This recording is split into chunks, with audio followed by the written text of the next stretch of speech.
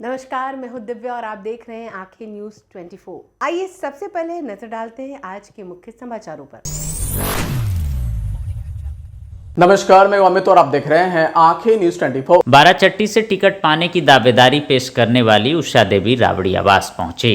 इस दौरान मीडिया से बात करते हुए वो भावुक नजर आईं। उन्होंने कहा कि लालू प्रसाद यादव जी हमारे पिता के समान हैं। उन्होंने कहा था कि तुमको हम विधानसभा भेजेंगे, तुम घबराओ नहीं, और हमने पूरी पार्टी के लिए खूब मेहनत की, लेकिन हमें टिकट नहीं दिया गया। आपसे भी पैसा वैसा मांगा गया है? नहीं नहीं नहीं नहीं, ये बात नहीं बोलिए। आज पैसा रहता भैया, आज पैसा नहीं नहीं नहीं नहीं नहीं नहीं नहीं नहीं नहीं नहीं, हम ये नहीं कर सकते। मैं एक लालू का बेटी, जैसे मेरा पिता है लालू जी, तेजस्वी भैया है, हमसे कोई पैसा नहीं मांगे, लेकिन इतना जरूर कहेंगे जो पैराशूट से आए उनको टिकट और ड्रोन कमरा से लेकर टिकट लेकर उड़ गया, उसका अफसोस है मुझे। कच करता मेरे जैसे गरीब आदमी को टिकट नहीं मिला। पार्टी में काम कर रहे हैं? हम 2005 से भैया, 2005 से 20 साल से आज तक मुझे एक वादा किया गया था पार्टी की तरफ से। तेजस्वी भैया 2 दिन पहले बोले हमसे कि टिकट यही रुको, तुमको मिलेगा मिलेगा। हमको क्या पता कि रात में, आज सुबह में हमको खबर मिलेगा कि मेरे तक टिकट हमको नहीं मिला। मेरे जगह पर समता देवी को टिकट मिला। कोई बात हुई है? किसी से कोई बात हुई? भैया पता नहीं, अभी अंदर राबड़ी आवास से आप आ रही हैं, किससे बातचीत हुई? किसी से बातचीत नहीं हुआ। और मैं अपनी गांव जा रहे हैं, भैया के प्रचार करेंगे हम।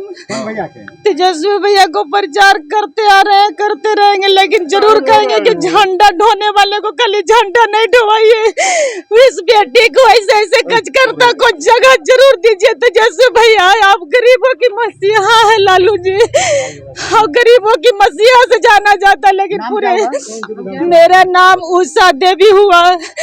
मैं बाराचट्टी विधानसभा से, हम नहीं कहे थे, मुझे खुद स्वयं मेरे पिता लालू जी कहे थे कि तुमको बाराचट्टी से बनाएंगे हम विधायक, तुमको पार्लियामेंट भेजेंगे। अब मुझे पिता की जैसा सम्मान दिए हैं बहुत, लेकिन मुझे 20 साल में कुछ नहीं मिला। नमस्कार, मैं अमित और आप देख रहे हैं आंखें न्यूज 24। सीट शेयरिंग में राजद द्वारा कांग्रेस खिलाफ उम्मीदवार उतारे जाने पर सांसद पप्पू यादव ने लालू यादव और आरजेडी को नसीहत दे डाली है। उन्होंने कहा कि आरजेडी को गठबंधन धर्म का पालन करना चाहिए। ये 1990, 1995 और 2005 का समय नहीं रहा। जो 10 सीट पर अपने उम्मीदवार दिए हैं वो ठीक नहीं है, इसका फ़ायदा बीजेपी को मिलेगा। और उन्होंने क्या कुछ कहा है, सुनिए इस वीडियो में। भैया, जिनको बनना है, बिना कांग्रेस के तो कोई नहीं है ना बनेगा।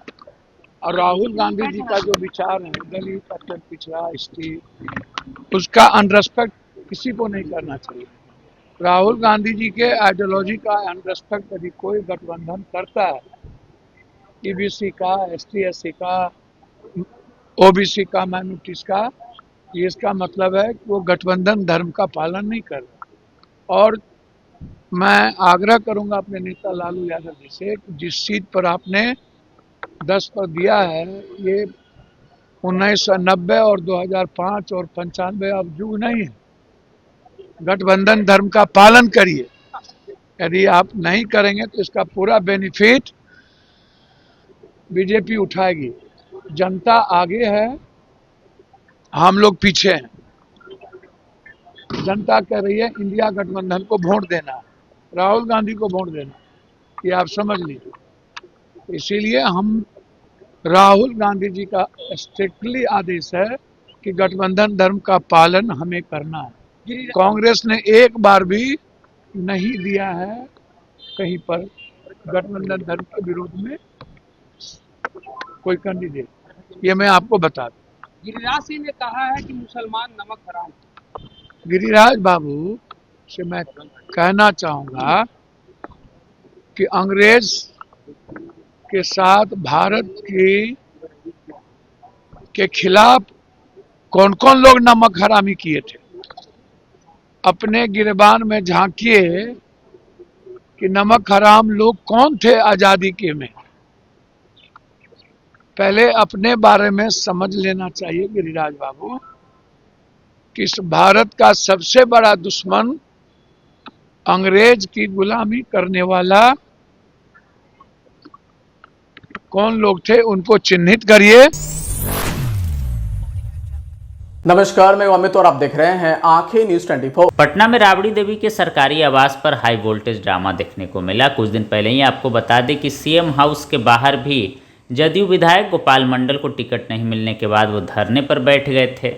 इसके बाद कल जब वो नामांकन करने पहुंचे थे तो उनका भावुक वीडियो भी सामने आया था। अब इधर लालू आवास के सामने भी एक भावुक और दहाड़ मार कर रोने वाला वीडियो सामने आ गया। दरअसल मधुबन विधानसभा के राजद के पूर्व प्रत्याशी मदन शाह फूट फूट कर रोने लगे। उन्होंने अपना कुर्ता भी फाड़ लिया और आरोप लगाने लगे कि मुझसे 2,70,00,000 रुपए मांगे गए थे। उन्होंने और क्या कुछ कहा है, सुनिए इस वीडियो में। संजय यादव कर दिया है, चोरा के पैसा लिया है। कहाँ का? मधुबन का, मधुबन विधानसभा 2020 में हम इलेक्शन लड़े थे, 2000 वोट से हारे हैं। इस साल जो है सुनील कौन है। समाचारों में वक्त हो चला एक छोटे से अंतराल का। पटना में कई वर्षों से शिक्षा में अहम योगदान दे रहा है Gyansthali high school Alamganj Patna city, जहां 10वीं और 12वीं की बोर्ड परीक्षाओं में 100% अंक प्राप्त कर रहे हैं बच्चे। एक ऐसा स्कूल जहां न केवल होती है पढ़ाई बल्कि साथ ही साथ होती है कल्चरल एक्टिविटी, स्पोर्ट्स एक्टिविटी से जुड़े गेम्स, मैथ ओलंपियाड से लेकर साइंस ओलंपियाड, जहां बच्चों के लिए स्कूल कैंपस अत्याधुनिक सुविधाओं से लैस, छोटे बच्चों के लिए वाहन और ट्रांसपोर्ट की विशेष सुविधा।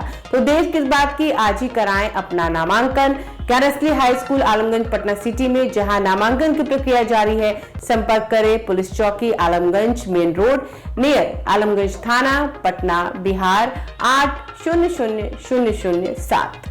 समाचारों में आपका फिर से स्वागत है। नमस्कार, मैं अमित और आप देख रहे हैं आंखें न्यूज 24। बीजेपी सांसद राजीव प्रताप रूडी ने महागठबंधन पर तंज कसते हुए कहा कि यह गठबंधन वास्तविक नहीं है और दो पारिवारिक पार्टियों के बीच सही मायने में गठबंधन हो ही नहीं सकता। उन्होंने कहा कि राजद एक राज्य की पार्टी है जो परिवार की पार्टी है, जबकि कांग्रेस एक राष्ट्रीय पार्टी है जो पारिवारिक पार्टी है।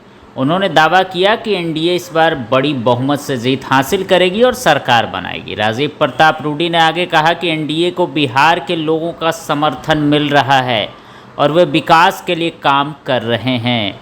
और उन्होंने क्या कुछ कहा है, सुनिए इस वीडियो में। देखिए, मुझे महागठबंधन के बारे में कुछ अधिक नहीं कहना है। इनका तो कभी गठबंधन था ही नहीं। अब दो बड़ी, एक राष्ट्रीय पारिवारिक पार्टी है और एक राजकीय पारिवारिक पार्टी है। लालू प्रसाद जी की पार्टी राज्य की है जो एक परिवार की है, कांग्रेस पार्टी राष्ट्र की है और राष्ट्रीय पार्टी है जो एक परिवार की है। तो जहां परिवारवाद रहता है वहां समन्वय नहीं हो सकता है, वहां गठबंधन नहीं हो सकता है।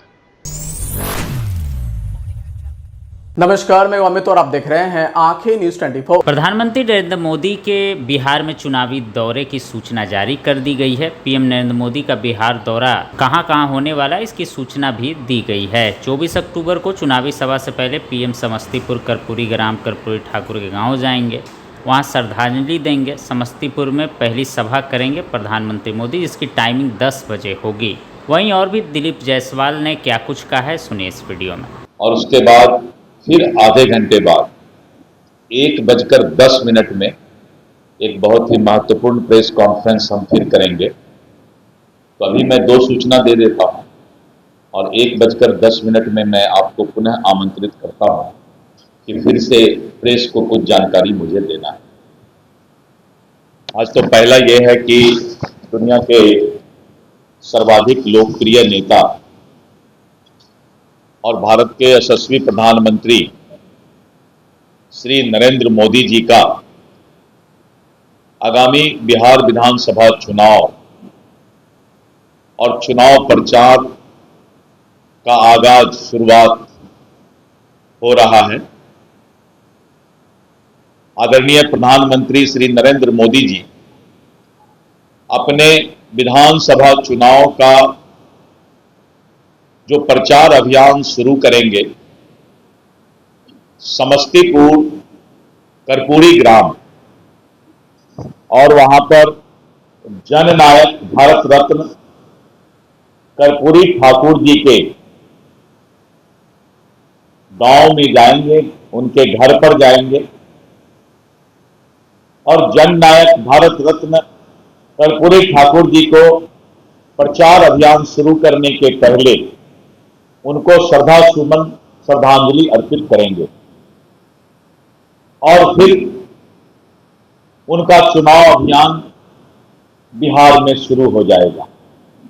सबसे पहली सभा समस्तीपुर में होगा और समस्तीपुर की पहली सभा करके फिर बेगूसराय की सभा को संबोधित करेंगे। यानी समस्तीपुर की सभा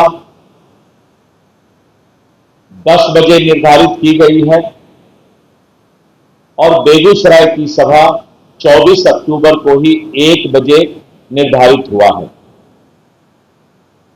इसके बाद प्रधानमंत्री जी का दूसरा दौरा 30 अक्टूबर को होगा और 30 अक्टूबर जी को प्रधानमंत्री जी पहली सभा मुजफ्फरपुर करेंगे और दूसरी सभा छपरा करेंगे और इस तरह करके उसके बाद उनका सभा फिर 2 नवंबर को है, 3 नवंबर है, 6 नवंबर है, 7 नवंबर है और इस तरह उनका सभा फिर आगे की जानकारी आपको दी जाएगी। अभी 24 अक्टूबर समस्तीपुर बेगूसराय और 30 अक्टूबर मुजफ्फरपुर और उसके बाद दूसरी सभा छपरा में निर्धारित की गई है। प्रधानमंत्री जी के कार्यक्रम की जानकारी आपको पहला सूचना देना था। दूसरा, जो अभी महागठबंधन में सिर फुटौल चल रहा है और आपने देखा कि एनडीए गठबंधन पांचों Pandav Bharatiya Janata party, Janata Dal you, Lojpa are, हम और रालोमो, हम 5 दल एनडीए के समय पर सीट शेयरिंग की घोषणा, सीट बंटवारा की घोषणा किए और आपने देखा कि हम लोगों ने कितना अच्छा सौहार्दपूर्ण वातावरण में उम्मीदवार का भी घोषणा किया।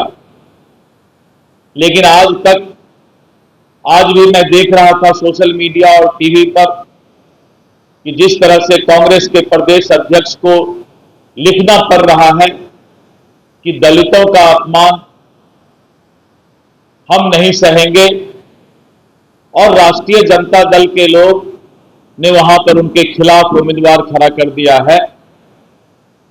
उसी तरह जिस तरह का आरोप महागठबंधन के नेताओं पर, कांग्रेस और राजद के नेताओं पर। अगर आपने अभी तक हमारे चैनल को सब्सक्राइब नहीं किया है तो हमारे चैनल को जल्द से जल्द सब्सक्राइब करें, लाइक करें और शेयर करें। देश और दुनिया की तमाम खबरों को देखने के लिए लगातार देखते रहें आंखें न्यूज़ 24।